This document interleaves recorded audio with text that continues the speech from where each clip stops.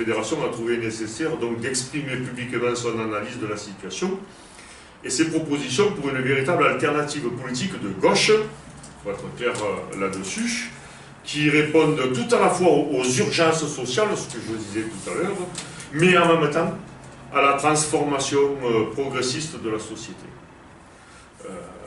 Macron, son gouvernement et les députés de En Marche organisent, depuis qu'ils sont élus, comme les prédécesseurs, que ce soit Hollande ou Sarkozy, la grande braderie du patrimoine national et des reculs sans précédent du niveau de vie des salariés, des retraités, des familles les plus défavorisées.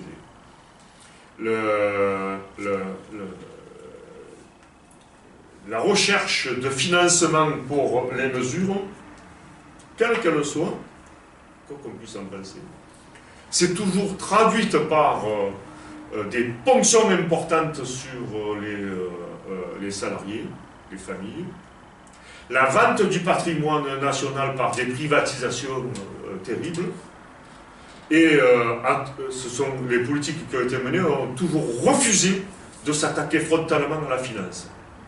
Là où il y a l'argent, là où il y a des dividendes et des milliards d'euros qui circulent. Donc c'est un choix politique que Macron et les députés de En Marche ont fait. Ils avaient dit pendant la campagne qu'ils allaient le faire et ils le font. On ne peut regretter qu'il ait été élu sur la base même d'une minorité, mais qu'il ait été élu et que le premier tour de l'élection présidentielle n'a pas permis d'engranger une véritable transformation.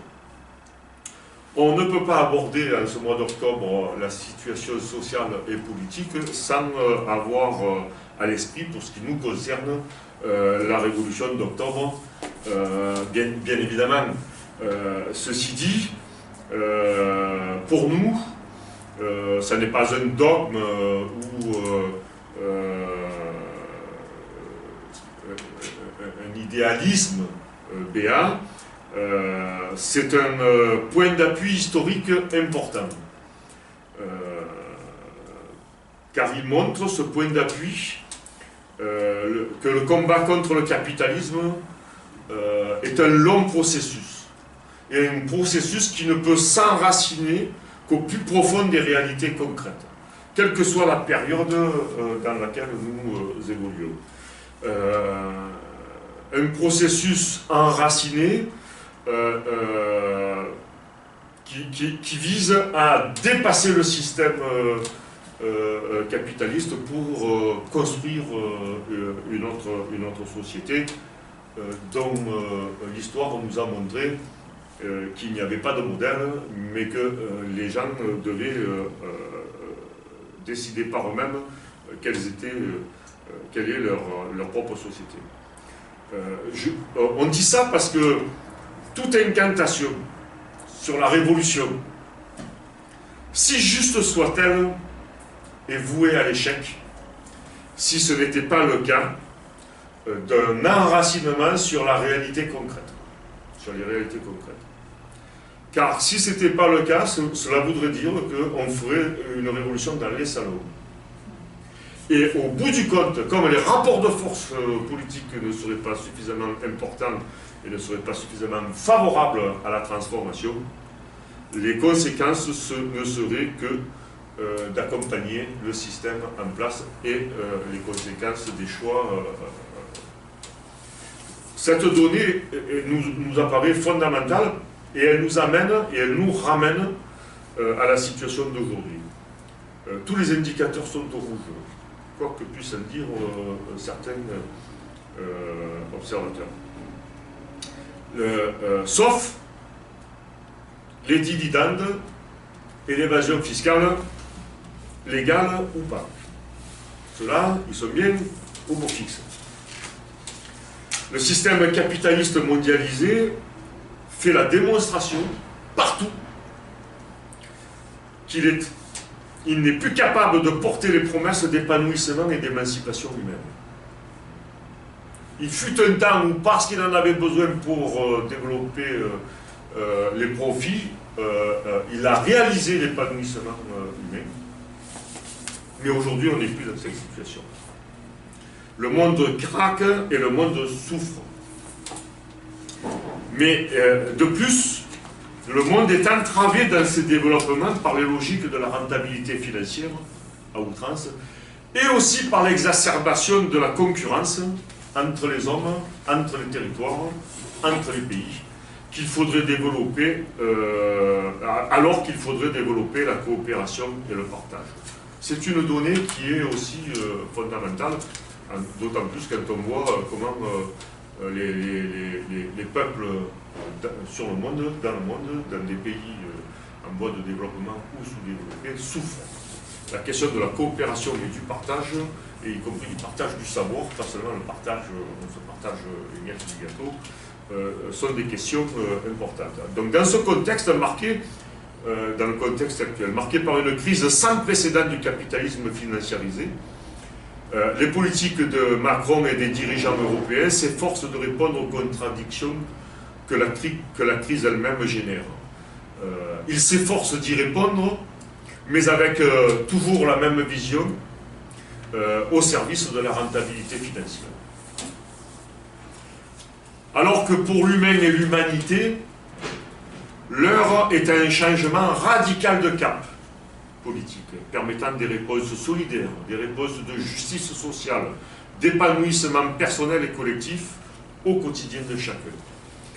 Les ordonnances de Macron, le budget de l'État, le budget de la sécurité sociale sont des choix politiques rétrogrades, au service de la grande finance portée par les députés d'En Marche et de droite, notamment avec une partie du PS. Avec le président de la République et le gouvernement, ces députés-là portent la responsabilité de la casse du code du travail, du recul important du pouvoir d'achat des salariés, des retraités, de la soumission des collectivités territoriales aux dictats des politiques nationales, du recul de la démocratie de proximité, alors que pointe l'exigence de la construction d'une nouvelle république citoyenne, démocratique et écologique. Il porte la responsabilité d'une transformation radicale de notre modèle social, et particulièrement de la sécurité sociale, par une modification de son financement et un transfert sans précédent vers les complémentaires mutualistes et assurantiels. La cotisation sociale est un juste retour aux salariés de la plus-value créée par le travail dans l'entreprise. C'est donc un salaire socialisé qui revient aux salariés et qui a la particularité et l'originalité dans notre pays, on est le seul, à ce qu'il échappe complètement au marché financier, aux banques et aux assurances, car directement reversé aux bénéficiaires. C'est une donnée fondamentale pour comprendre pourquoi, derrière, on va y venir, on est contre la CSG. La fiscalisation par la CSG ou tout autre impôt, lancé d'ailleurs la CSG par Rocard en 1991, est une vieille mesure destinée à opérer un transfert de classe de la cotisation sur les richesses produites vers l'ensemble de la population et l'impôt. Les salariés financeraient en fait leur sécurité sociale ainsi que les retraités, ce qui n'est pas le cas aujourd'hui, puisqu'aujourd'hui, ce sont les richesses créées dans l'entreprise qui financent la sécurité sociale. C'est donc un transfert important de l'entreprise vers l'impôt, sachant que la manne financière en jeu dépasse de loin le budget de l'État. Dans le même temps, les réformes continuent pour transférer au secteur privé les actes médicaux jugés rentables et affaiblir toujours plus l'hôpital public. Dans notre département, pour venir sur le local, la réalité est accablante. Par exemple, la situation faite au shit est symptomatique. Épinglée par la Cour des comptes en 2013, le rapport financier de 2016 affirme les choses clairement, et je cite: le modèle de financement du nouvel hôpital retenu dans le cadre du plan Hôpital 2007, entre guillemets Bachelot, conduisait inévitablement à un endettement. En clair, la tutelle a de fait rendu le financement des investissements dépendant des marchés financiers. De fait. Faute d'un apport de fonds publics et d'un encadrement strict du recours à l'emprunt permettant de le rendre peu coûteux pour l'établissement. C'est un choix politique qui a été décidé. Et au-delà de la dérive financière de la construction du bâtiment, parce qu'il y a eu une dérive financière importante, la dette a été multipliée par plus de 5 en 5 ans. Et la CRC, la Cour des comptes, considère que dès 2020, les ressources propres du SCHIT ne couvriront plus le remboursement de la dette. Donc on va se retrouver dans une situation encore bien plus dramatique. Mais si nous regardons la situation propre à l'hôpital de Brignoles, celui de hier ou celui de Draguignan, nous verrons que plus les années passent, moins est grande leur capacité de réponse aux besoins des populations dans toutes leurs dimensions. Et il ne s'agit pas de la responsabilité propre aux hôpitaux en question, il s'agit des choix politiques menés depuis une trentaine d'années dans ce pays en matière de politique de santé nationale, qui amènent à ce que, quand on regarde sur le département et qu'on place l'ensemble des établissements de santé en regard des besoins des populations, il y a une réduction drastique de ces besoins-là. Pour autant, et donc ce que je disais, c'est que le nombre de lits ne cesse de diminuer dans la globalité, et le secteur privé à but lucratif ne cesse, lui, d'augmenter en nombre d'établissements. En fait, il faut savoir qu'il y a trois gros groupes, en actes et en rentabilité financière. Mais pour autant, les populations restent attachées aux services publics, et particulièrement aux services publics de santé, avec au cœur l'hôpital public, qui, de notre point de vue, doit être reconquis et développé. Par ailleurs, après la fermeture de la maternité de la Seine, la situation de la clinique Malartic, rappelons-le, clinique mutualiste à but non lucratif, fait peser sur la population de tout l'ouest du département le risque de ne plus avoir les outils de santé nécessaires à leurs besoins. L'annonce de son rachat par un groupe privé, alors que de nombreuses cliniques existent déjà sur le territoire de l'ouest varois, fait peser aussi le risque d'abandon d'activités jugées non suffisamment lucratives. La Fédération du Var du Parti communiste français soutient les salariés de la clinique Malartic dans leur combat pour l'emploi, mais aussi dans leur combat pour une réponse mutualiste aux besoins de santé des populations de l'Ouest varois. L'État, de notre point de vue, doit engager les financements nécessaires pour qu'il en soit ainsi. Les lois Évin de l'époque, Bachelot et Touraine, se sont inscrites toutes dans une démarche comptable de réduction des dépenses de santé. Mais elles l'ont fait car tous les gouvernements qui se sont succédés depuis se sont refusés à augmenter les recettes concernant la protection sociale à partir d'un élargissement de l'assiette des cotisations. Le gouvernement Macron est dans la même logique et cela produit les mêmes dégâts.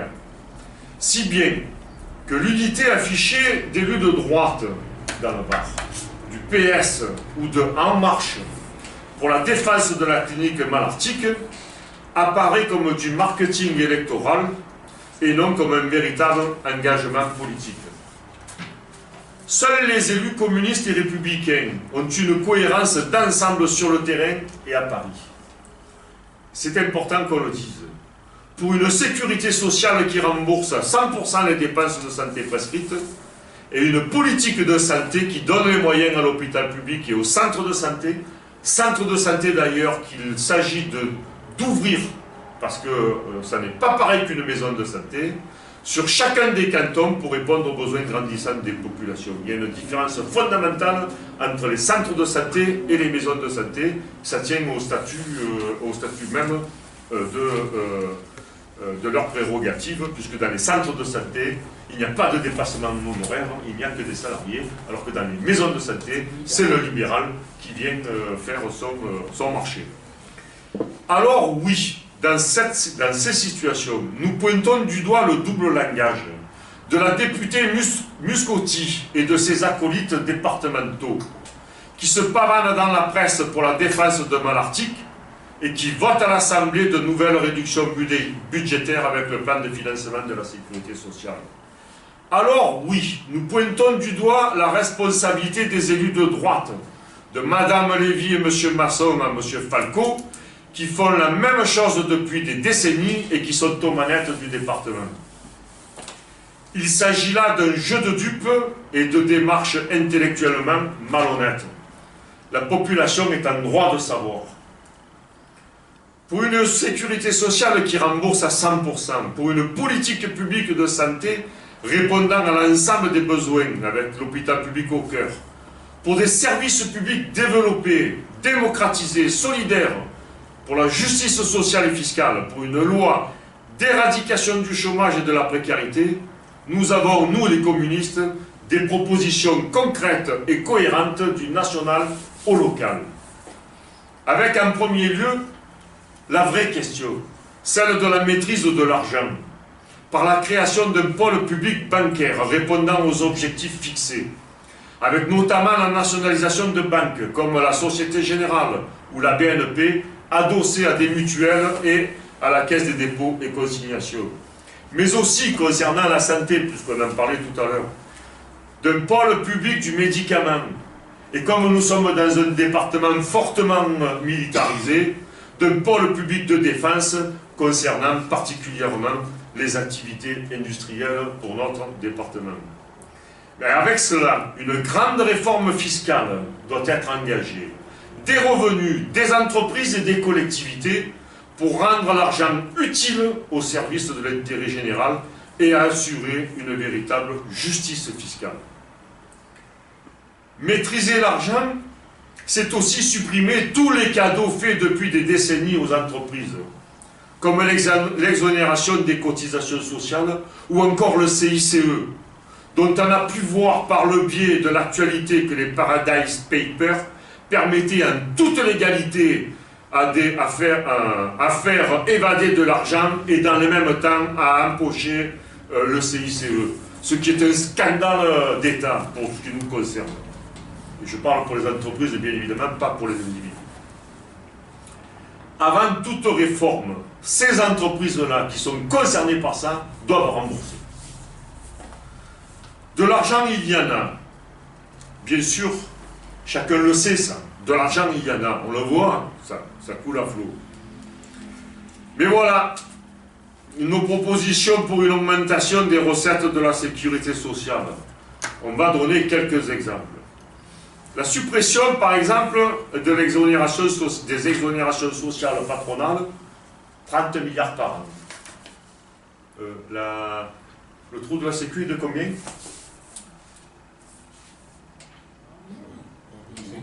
25. Ça devrait être 25. Le trou de la Sécu, que l'on nous dit. Fabriqué. L'égalité salariale homme-femme, 20 milliards de cotisations par an. La fraude patronale, c'est même pas c'est ce que doivent les patrons et l'État, qui ne paye pas forcément toutes les cotisations, 20 milliards par an. 1 million de chômeurs en moins, 25 milliards de cotisations par an. 1% d'augmentation des salaires, 20 milliards. Et pour l'instant, on n'a pas parlé des profits encore. Parce que nous sommes pour une nouvelle cotisation sociale patronale. Une cotisation sociale patronale sur les revenus financiers des entreprises qui sont actuellement exonérés complètement. Une cotisation sociale au même niveau que la cotisation sur le travail. 40 milliards par an. Tout montre qu'il est possible dans notre société de répondre aux immenses besoins humains. C'est la bataille d'idées que nous avons décidé d'engager sur plusieurs mois. Et on voit bien que sur ces questions-là, ça dépasse largement les questions sociales. Ce sont des questions éminemment politiques et il appartient aux politiques d'y répondre. C'est pour ça que nous sommes pleinement engagés.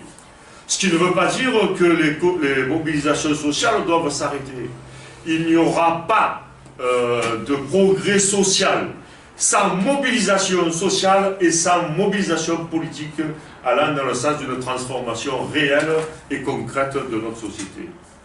Et donc c'est dans la bataille d'idées et dans la conscience collective que nous avons décidé, que nous sommes engagés et que nous avons décidé d'engager une campagne, une véritable campagne à plusieurs temps et avec des temps forts. Alors, campagne qui va démarrer par celle sur la santé et la sécurité sociale, qui pour nous sont de véritables enjeux de société, comme d'autres. Mais compte tenu qu'actuellement c'est la question qui se pose avec le budget de la sécurité sociale nationale qui a été voté, donc nous avons décidé de commencer par là. Avec l'ensemble de ces propositions qu'on vient de formuler pour simplement faire la démonstration que pour une sécurité sociale qui rembourse à 100% les dépenses de santé prescrites, l'argent existait et qu'il était nullement besoin d'avoir une politique de réduction des dépenses de santé parce que, de fait, la démographie et l'espérance de vie qui augmentent fait que les besoins de dépenses de santé seront de plus en plus grands. De fait. Donc la question n'est pas de réduire les dépenses, mais la question est d'augmenter les recettes. Et donc nous faisons ces propositions. Avec ces propositions, donc, nous en avons d'autres qui sont cohérentes. On l'a dit, ce sont des propositions cohérentes, on ne peut pas les serrer. Et notamment celle sur l'éradication du chômage et de la précarité. Les députés communistes ont déposé un projet de loi qui reste pour l'instant lettre morte, même si à l'Assemblée ça a été déposé, pour une loi de sécurité, emploi et formation. C'est une loi au service d'une nouvelle conception du développement économique, social et humain qui a pour ambition de nous faire entrer dans une nouvelle société, dans une nouvelle ère du développement. Nous nous félicitons donc, je reviens sur, pour ne pas être trop long, n'empêche, sur nous nous félicitons sur le développement des luttes sociales, ce qu'on disait tout à l'heure, je reviens, et de l'appel des 5 organisations syndicales à mobilisation du 16 novembre. Nous considérons que lutter dans le contexte d'aujourd'hui, c'est déjà résister et construire, et les communistes seront donc présents en nombre. Mais le Parti communiste en tant que tel sera aussi présent avec les salariés comme il a toujours fait. Notre rôle de parti n'est pas seulement, je le disais d'entrée de jeu, de soutenir, il doit permettre d'engager par les idées qu'il véhicule la construction de rapports de force nouveaux pour une perspective politique alternative de progrès social et humain, de changement de société. L'heure est venue d'œuvrer concrètement au dépassement du système capitaliste et construire en conscience un avenir meilleur. Et nous considérons que c'est possible. Nous vivons le temps des révolutions. Les savoirs explosent. La productivité du travail est exponentielle et la révolution numérique bouleverse la donne. L'ordre ancien craque car il paraît fou de n'utiliser ses immenses potentiels qu'au service d'une minorité mondiale de plus en plus restreinte, mais de plus en plus indécemment riche et puissante. Nous voulons vivre dans une société solidaire, de justice sociale, de progrès social, de partage, émancipatrice, démocratique et écologique. Mais rien de positif ne pourra se faire sans l'intervention consciente des citoyens. C'est ce à quoi nous nous efforçons de travailler.